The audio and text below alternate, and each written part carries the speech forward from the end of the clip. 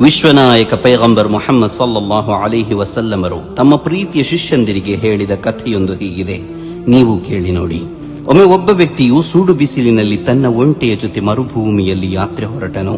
ಸ್ವಲ್ಪ ದೂರ ನಡೆದಾಗ ಆ ವ್ಯಕ್ತಿಗೆ ಬಿಸಿಲು ತಡೆಯಲಾರದೆ ಒಂದಡಿ ಮುಂದೆ ಹಾಕಲು ಆಗದೆ ಆ ವ್ಯಕ್ತಿ ಒಂದು ಮರದ ಕೆಳಗೆ ವಿಶ್ರಾಂತಿ ಪಡೆಯಲು ಕುಳಿತು ಅಲ್ಲೇ ನಿದ್ದೆಗೆ ಜಾರಿದನು.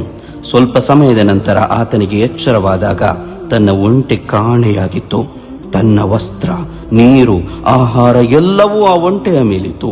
ಎತ್ತ ನೋಡಿದರೂ ಮರಳು ರಾಶಿ ಬಿದ್ದಿರುವ ಮರುಭೂಮಿಯನ್ನಷ್ಟೇ ಕಾಣುತ್ತಿತ್ತು. ಯಾವ ದಿಕ್ಕಿಗೆ ಒಂಟೆಯನ್ನು ಹುಡುಕುತ್ತಾ ಹೋಗಲಿ ಎಂಬ ಚಿಂತೆಯಿಂದ ಆತ ಬೇಸತ್ತನು. ದಿಕ್ಕು ತೋಚದೆ ಆತ ಪ್ರಜ್ಞೆ ತಪ್ಪಿದನು. ಪ್ರಜ್ಞೆಯಿಂದ ಎಚ್ಚರವಾದಾಗ ತನ್ನ ಕಾಣೆಯಾದ ಒಂಟೆ ಆ ಮರದಡಿಯಲ್ಲೇ ಇತ್ತು. ಇದನ್ನು ಕಂಡ ಆತನಿಗೆ ಅತೀವ ಸಂತೋಷ ಉಂಟಾಯಿತು. ಕುಣಿದು ಕುಪ್ಪಳಿಸಿದನು. ಸೃಷ್ಟಿಕರ್ತನಿಗೆ ಕೃತಜ್ಞತೆಯನ್ನರ್ಪಿಸಿದನು. ಕಥೆ ಕೇಳಿದ್ರಲ್ವಾ? ಪೈಗಂಬರರು ಈ ಕಥೆಯನ್ನು ಶಿಷ್ಯರಿಗೆ ಹೇಳಿದ ಬಳಿಕ ಒಂದು ಸಂದೇಶವನ್ನು ಹೇಳಿಕೊಟ್ಟರು. ಈ ಮನುಷ್ಯನು ತನ್ನ ಕಾಣೆಯಾದ ಒಂಟೆಯು ಕೈ ಸೇರಿದಾಗ ಎಷ್ಟು ಸಂತೋಷ ಪಟ್ಟನೋ ಅದಕ್ಕಿಂತಲೂ ಮಿಗಿಲಾಗಿ ಅಲ್ಲಾಹನ ಜೊತೆ ಒಬ್ಬ ವ್ಯಕ್ತಿಯು ಪಶ್ಚಾತ್ತಾಪದಿಂದ ಸಮೀಪಿಸಿದರೆ ಅಷ್ಟೇ ಸಂತೋಷ ಪಡುವನು ಎಂದು ಹೇಳಿದರು. ಅಂದ ಹಾಗೆ ಮಾಡಿದ ತಪ್ಪಿಗೆ ಪಶ್ಚಾತ್ತಾಪ ಬೇಡುವುದು ಅಲ್ಲಾಹನಿಗೆ ಅತ್ಯಂತ ಖುಷಿಯ ಸಂಗತಿ.